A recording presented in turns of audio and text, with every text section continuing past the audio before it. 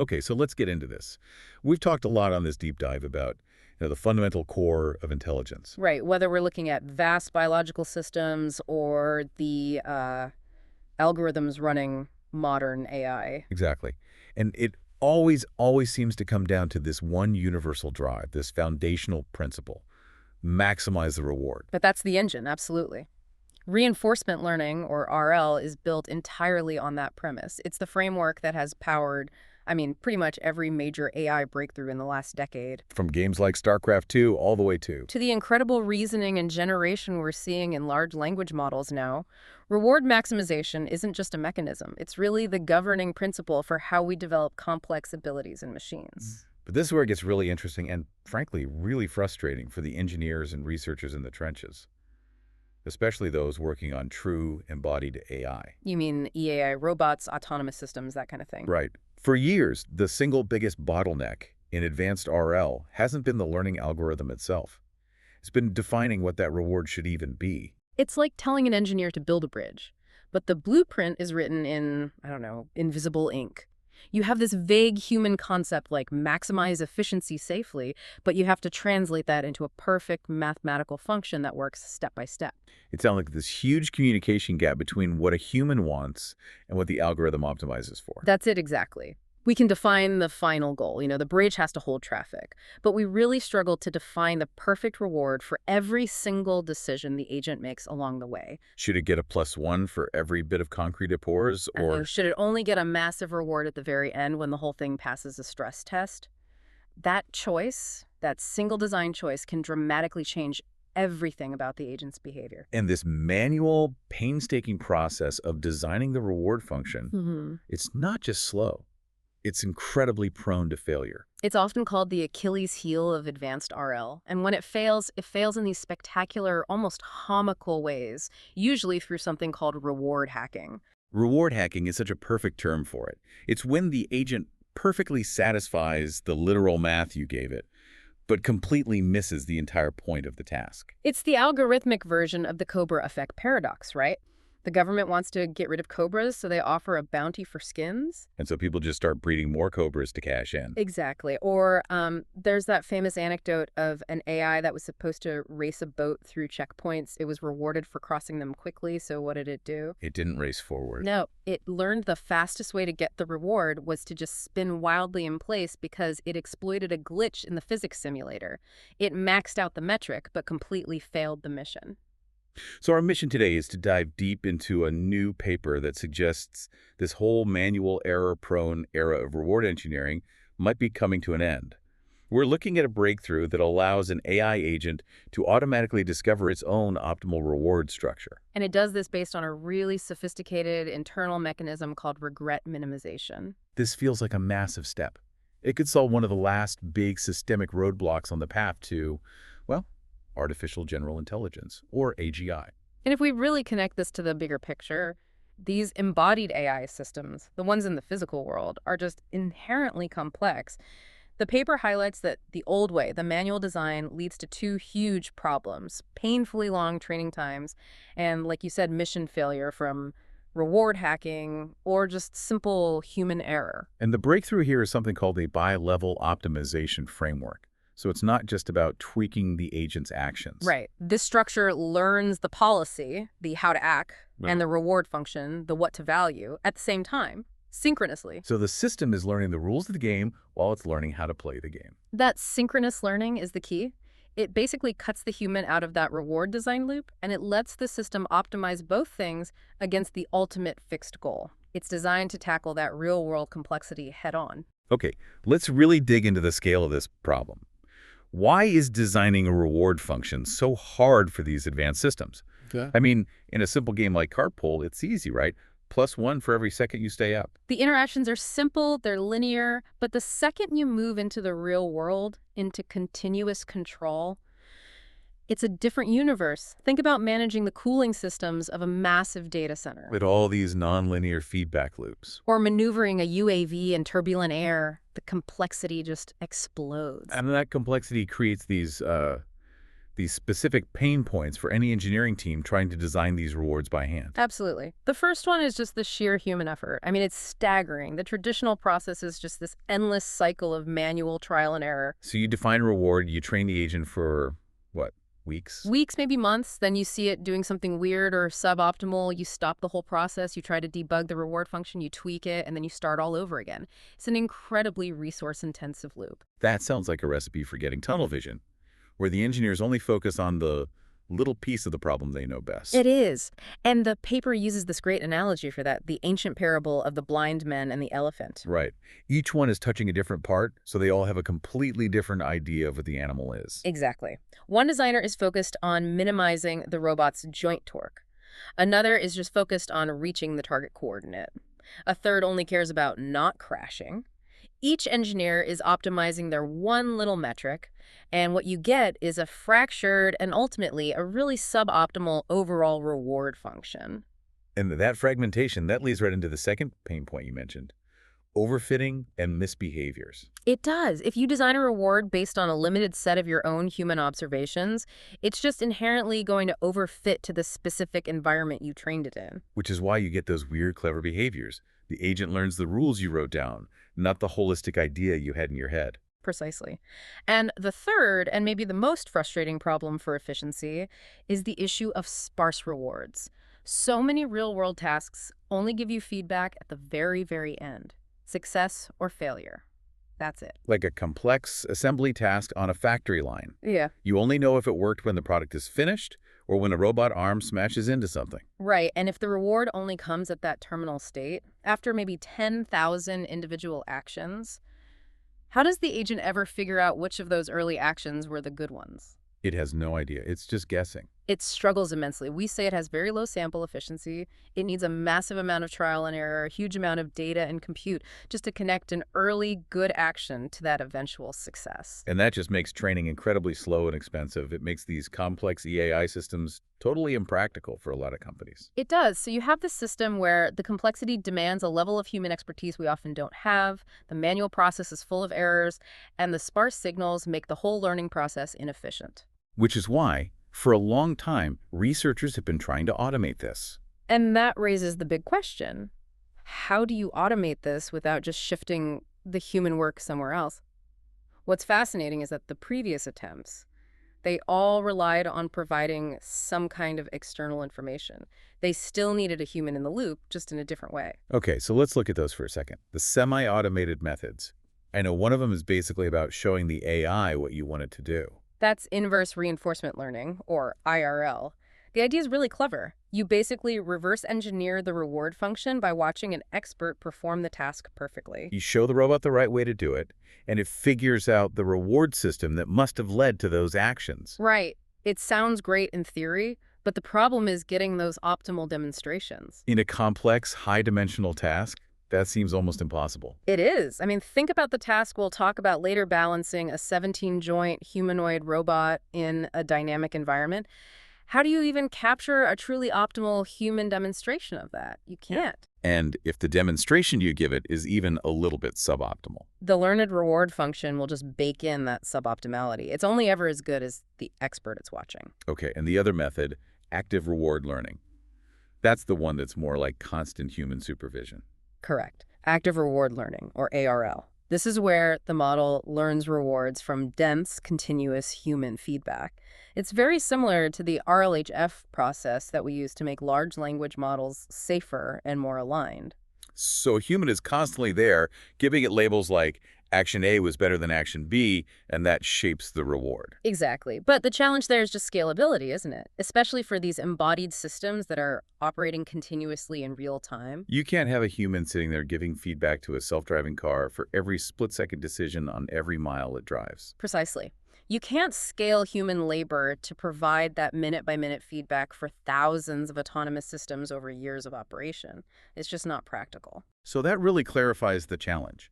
We need something that solves the human expertise problem, the sparse reward problem, and the scalability problem, all at once. It has to be totally independent of external human knowledge or dense supervision. And that is the very stringent requirement that this new work finally seems to address. Okay, wait. Let me make sure I'm getting the conceptual leap here. If we're cutting the cord completely from external human expertise, the agent has to be able to, what, self-critique? Hmm. The paper says the optimal reward function, which they call R-star, can be discovered automatically by focusing internally on its own past performance. That is the philosophical shift, yes. It moves from having an external source define the rules to having the agent internally figure out the utility of the rules based on the final outcome. And that internal measure of utility, that's what they call regret. Yes, and the definition here is absolutely crucial. They define the optimal reward function as the one that minimizes the regret of the policy that's learned under it. And regret in this context is basically measuring the opportunity cost. So it's the difference in expected return between the policy my agent learned using its current reward function versus the performance of a theoretical, absolutely perfect, optimal policy. Exactly. The system is constantly asking itself this meta question. Okay, I followed my current rules and I did the best I could under those rules, but how much better could I have done if I had the absolute best possible strategy for this environment? If that gap, the regret, is tiny, then your rules must be pretty good. That makes sense. But the true optimal reward R-star is unknown. I mean, if we knew it, we wouldn't need to do any of this. Right. So they introduced this really important anchor point, a fixed reference reward function, which they call script R. This reference reward is just that simple, sparse signal that defines the ultimate goal. So +1 for success, 0 otherwise. The framework's job is then to optimize the candidate reward function, R, to maximize the performance of the learned policy when you evaluate it against that fixed external reference. Okay, let's go back to that analogy of the coach and the athlete. That really helps visualize this structure, this bilevel optimization setup. It's like two optimization loops running at the same time. It's essentially a meta-learning problem. The system is learning how to set its own goals in the most effective way. So the lower level, that's the athlete. That's our standard RL agent, our policy pi. And it's just trying to maximize the rewards it's getting from the coach, the current learned reward function. Exactly. Its objective is to optimize its policy parameter, theta, to get the highest possible score according to the reward function, R. And then the upper level is the coach, which is the reward function R itself, and the coach is watching the athlete's performance. But it's judging that performance not based on the points it just handed out, but against that fixed ultimate goal, that sparse success signal. Right. And based on that, it adjusts the reward signals it gives out to better guide the athlete toward that true fixed goal. It's optimizing its own parameters, omega, to maximize the athlete's performance under that ultimate reference. Hold on, though. This brings up what feels like a critical question. If the coach is being optimized based on the athlete's performance and the athlete is being optimized based on the coach's instructions, isn't there a huge risk of them just chasing each other in circles? What stops this from becoming unstable? That's a fantastic question, and it really gets to the mathematical beauty of this paper. If you had to calculate the exact metagradient, how the policy changes with respect to the reward parameters, you would run into massive stability problems. It would be computationally intractable. So how do they get around that? The real genius is in how they calculate the update for the reward function for the coach. It's an alternating optimization process. First, the athlete trains for a bit. Then you optimize the coach using this metagradient update. And this is where a specific part of the paper, Theorem 2, is so important. Okay, what does Theorem 2 do? It allows the reward gradient calculation, the math used to update the coach's criteria, to rely only on something called the advantage function. Okay, the advantage function. Let's make sure we're clear on that. That's basically a measure of how much better a specific action was compared to the average value you'd expect from that state, right? Exactly. It's a measure of surprise or benefit. Did this action in this state turn out better than I expected? So by using the advantage function, By formulating the update in terms of the advantage function, they achieve two huge things. First, it simplifies the math like crazy. But second, and this is the answer to your question about stability, it decouples the reward learning from the specific mechanics of the policy update. so the coach doesn't need to know exactly how the athlete is training. It only needs to know the value, the advantage that the athlete gained or lost. Precisely. It acts as this universal translator. The advantage function is a common language. Which means this whole approach is algorithm agnostic. It doesn't matter if the athlete is using a value-based algorithm like DQN or a policy-based one like PPO or SAC. It works seamlessly with all of them. It's a universal guidance mechanism. And because this optimization is synchronous, the coach learns from the athlete learns from the refined rewards, the two systems converge quickly and stably. And the result of all this is a dense reward signal. Ah, yes. The solution to that sparse reward problem we talked about. Instead of getting feedback only at the very end, the system is generating a useful reward signal at almost every single step. Which drastically improves sample efficiency. The agent learns faster and needs way less data, and that continuous stabilization from the upper level, from the coach, it prevents the policy from just diverging randomly, which is a common problem when you're trying to tweak rewards manually. So what you're saying is this framework delivers a dense, automatically engineered reward signal that works with any RL algorithm and ensures stable learning. It turns goal setting from this massive engineering headache into an integrated, self-optimizing part of the agent itself. #tag3. Empirical superiority across tasks. Okay, the theory is really elegant, Okay. but the proof is always in the performance, right? We have to see if this framework actually works in the messy reality of benchmarks in complex robotics. So let's start with case study 1, overcoming those classic sparse rewards. So the researchers started by testing this against 4 classic control benchmarks: Cartpole, Acrobat, a maze environment called 4Room, and then the much harder one, Lunar Lander V2. And in all of these, the default reward is basically nothing until the very end. Exactly. And they didn't just compare it against that sparse baseline. They put it up against 3 other state-of-the-art reward learning methods: Liarbio, Tomax, and Sassar. And the results? They weren't just a little bit better, they were overwhelmingly superior. The agents guided by these automatically discovered rewards consistently outperformed everything else on 2 key metrics: convergence speed and learning stability. So in plain English, the agent got good faster, and it stayed good. That's it. To give you a sense, across the board, convergence happened in a fraction of the time. We're talking about reducing the number of training steps needed by a factor of 5, sometimes even 10. That dense reward signal just makes it so much more sample efficient. But you mentioned Lunar Lander V2 was the real test. Why is that one so much harder? Lunar Lander is tricky. It has continuous states and actions. You have to manage gravity, fuel consumption. And when the reward is sparse, it's incredibly hard for the agent to even get started with useful exploration. So what happened with the baseline agents? The paper notes that the agents using simple sparse rewards just failed completely. They never learned a feasible landing policy. The learning curve was just flat, stuck at 0 reward. And with the discovered reward? In stark contrast, those agents successfully learned policies that could land the craft every single time. It wasn't just an incremental improvement. It was the difference between complete mission failure and total mission success. That's incredible. It shows the discovered function is actually enabling learning where it was impossible before. And we can see why, if we look closer at the Acrobat task, that's the 2-link arm that has to swing itself up. The visualization they provide is stunning because it shows the system is learning the physics of control without ever being told the physics equations. So what does the discovered reward function actually look like for Acrobat? Well, they visualized the reward surface, and what they found was this remarkable pattern. When the arm was hanging low, far from the goal, the function assigned very high rewards specifically for applying maximum torque actions of +1 or -1. So it's rewarding the agent for generating momentum, for injecting energy to get that big swing going. Exactly. But then, conversely, when the agent successfully got the arm near the cop, close to that vertical, stable position, the action of applying 0 torque got the highest reward. Ah, so it learned to switch from a strategy of momentum building to one of stabilization and energy conservation. It derived that complex control principle entirely on its own, just by minimizing its regret against the final goal. It's not just memorizing state-action pairs, it's understanding the utility of actions within the system's dynamics. That's a huge distinction. Okay, so what about case study 2?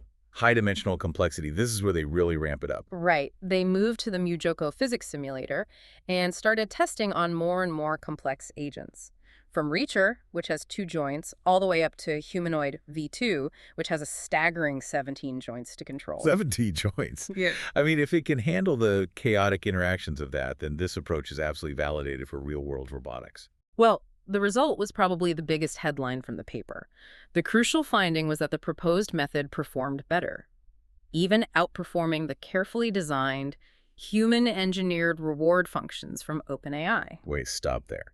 It outperformed the reward function that expert human engineers had painstakingly designed. Consistently. Across both PPO and SAC agents, the convergence speed was faster and the final scores were higher, especially in that incredibly complex humanoid task. How is that even possible? Yeah. What did the human engineers miss that the AI figured out on its own? So to figure that out, the researchers used a visualization technique called TSNE to map the high-dimensional reward space onto a 2D plot. To see what the reward landscape looked like. Exactly. And the overall shape was similar, low rewards for falling over, high rewards for moving forward. But the AI discovered function assigned what they called more reasonable rewards across the entire state space. What does more reasonable mean in this context? It means the discovered function was better at identifying the truly critical boundary states, a collision, a joint exceeding its physical limits, and assigning extreme defining rewards right at those points. But crucially, it avoided what the authors called anomalous reward distributions that you see in the manual design. So the human engineers, because they can't possibly account for every single one of the billions of possible states in a 17-joint robot, Yeah. they inevitably create little weird spots in the reward function. Exactly. A state that doesn't actually matter that much might get an oddly high or low reward, but the regret minimization loop, because it's always tied to that ultimate goal, it iteratively smooths out and corrects those subtle human imperfections. It leads to a cleaner, more stable training signal. So if the human designer got the reward function maybe 90% right, the AI is filling in that critical high-dimensional 10% that was causing all the noise and instability. That's a great way to put it. It fundamentally removes that reward design barrier, even when the intricate mechanics of the robot aren't fully understood by the human designer. #4. Real-world applications and massive gains. The benchmarks are really convincing, but now let's talk about the real-world impact. The dollars and cents, the energy saved. The paper has two great applications here. Right, starting with application 1, data center energy management. This is a massive economic and environmental issue. Cooling these huge data centers takes an incredible amount of energy. And the challenge is that the environment is always changing, right? Ambient temperature, server load. It's a highly dynamic environment with really complex, non-linear interactions between all the cooling equipment. Yeah. A manually designed reward function just struggles to capture all of that complexity. And every data center is built differently. So a solution you design for one isn't going to work for another.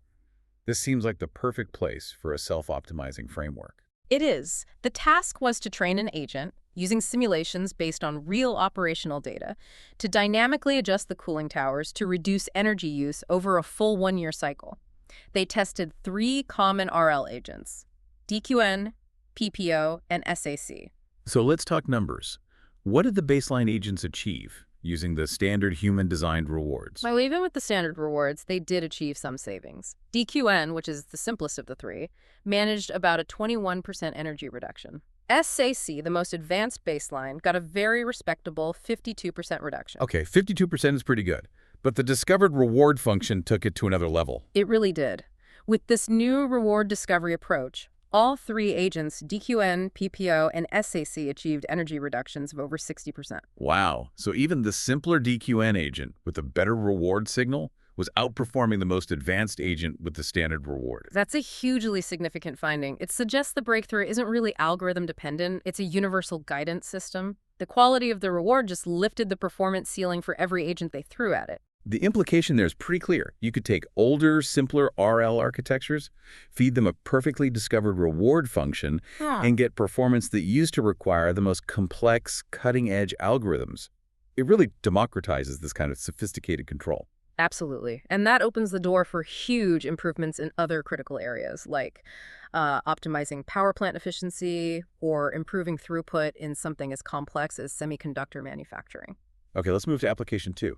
Unmanned systems control. UAV control, specifically getting a quadrotor to track a trajectory, is a classic hard control problem. It is. It requires making these split-second decisions based on environmental models that are notoriously unreliable in the real world because of wind, turbulence, sensor noise. So in this study, the UAV had to follow a series of target points, and they tested the discovered reward function across PPO, SAC, and another one, TD3. Right. And the baseline reward, the hand-designed one, it was derived from basic physics principles. A big positive reward for reaching the target, a big negative one for crashing. But all the intermediate rewards were tiny, which leads to that debilitating sparsity issue again. And PPO, as an algorithm, I know it can really struggle with sparse rewards because it relies so much on having a good initial path to follow. That's exactly why the PPO result here was so compelling.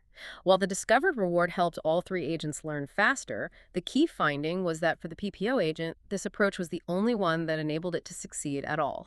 So with a hand-designed reward, it just failed. It failed completely to find a stable policy. It's that classic sparse reward failure mode. The agent gets stuck because it can't connect its early corrective actions to that distant success signal. It has no gradient to follow. But the dense learned reward must have provided those crucial intermediate signposts. It did. When they analyzed the discovered reward function for the UAV, they found it had successfully encoded that underlying theoretical relationship between states and rewards. It still knew that crashing was bad and reaching the target was good, but it made the signal infinitely denser. It filled in the gaps. It filled in the gaps perfectly. The visualization showed it was clearly isolating critical states, assigning strong positive gradients for tiny movements toward the target and strong negative gradients for movements that risked instability. So it preserved the high-level human understanding of success and failure, but it meticulously fills in all the little steps in between in a way that's maximally useful for the agent to learn from. And that robust performance across different algorithms and different complex systems, it really validates the scalability of this approach. It could be adopted very quickly in control systems where we're currently bottlenecked by human expertise. Hashtag TechTech5. Future trajectories and key takeaways. This research has clearly solved a major problem in RL. But, like any big breakthrough, the framework has to make certain assumptions to make the math work. Let's talk about the limitations and what comes next. The primary limitation really comes down to managing the computational complexity. Bilevel optimization is just inherently a lot harder than single level. To make that meta-gradient calculation tractable, the framework has to rely on a few approximations. The most important one is an assumption about policy stationarity. Policy stationarity. Yes, So, sir. in simple terms, to do the math, you have to assume the agent's policy isn't changing radically from one moment to the next. You assume a certain amount of stability. Exactly. You assume the policy distribution is more or less the same before and after a lower level update. And while that's a reasonable assumption in a lot of controlled environments, it is the primary limitation when you think about applying this to highly volatile, real-time systems. Let's go back to the data center example. If there's a sudden temperature spike or a critical cooling unit fails, does that sudden shift break the stationarity assumption? That is the theoretical vulnerability, yes. If the environment's dynamics are extremely non-stationary, a sudden wind shear for the UAV, a massive equipment failure in the data center, that approximation could introduce significant errors into the meta-gradient calculation. And that could lead to instability or divergence in the learned reward function itself. Potentially. So continued research is needed to develop methods that can relax that assumption, maybe through more advanced gradient approximation techniques. And if we zoom out a bit to the bigger goal of artificial general intelligence, AGI, this paper is a huge piece of the puzzle because it solves the goal-setting problem. But the debate over achieving policy universality, a single policy that can adapt to anything, that's still ongoing. Right. We've solved how to give the agent the optimal guide for a specific task, and that is a foundational prerequisite for AGI. You can't have AGI without a robust, adaptable goal-setting mechanism. The paper confirms that reward maximization is still powerful enough to drive complex intelligence as long as the reward itself is optimized. But we still need to develop the generalized learner that can operate under that guide. And that remains a very active area of research. Which brings us to the key takeaways. The three big ideas that you, the listener, should really hold on to as you see this technology being adopted. Okay, takeaway one. Dense rewards are power. We saw this everywhere. Sparse rewards lead to slow, unstable, and unreliable learning.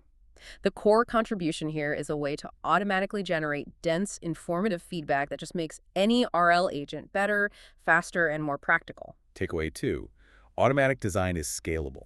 By using this bilevel regret minimization framework, we get to eliminate the need for that complex, manual case-by-case analysis by human experts. We're moving away from those fragmented, error-prone designs toward a robust, autonomous solution that you can deploy across robotics, manufacturing, energy, without having to re-engineer the goal function every single time. And finally, takeaway three. Interpretability is a bonus. This is an often overlooked benefit. By capturing these intrinsic relationships, like learning the physics of momentum in Acrobat or identifying risk zones for the UAV, the discovered reward function gives us a deeper insight into how the agent is developing its intelligence. It's like getting an objective, optimized map of the agent's internal model of utility. So what does this all mean for the field? To me, it confirms that the core idea of reward maximization still holds, even in these massively complex environments. It just means the person writing the instructions needs to be the system that understands the instruction set best, which is the AI itself. The bilevel optimization framework isn't just a technical tweak, it's a paradigm shift. It empowers the agent to be its own meta-engineer, constantly refining the rules of success until they align perfectly with the ultimate objective. We really believe this work marks a significant milestone, offering a direct path toward generalized embodied AI deployment. And for you, the listener, pay very close attention to how quickly this kind of self-discovery mechanism gets integrated into proprietary industrial AI. Because if we can reliably let AI define its own optimal goals within safe human-defined constraints, of course, the acceleration toward generalized embodied intelligence is just going to be unstoppable. And here's the provocative thought to leave you with. If an agent can automatically discover a reward function that empirically outperforms what a team of human experts can design for a task as complex as controlling a 17-joint humanoid robot, what does that imply about the intrinsic limits of our own human intuition when we try to design intelligence in the first place? Perhaps the system that learns must also be the system that defines its own optimal way to learn.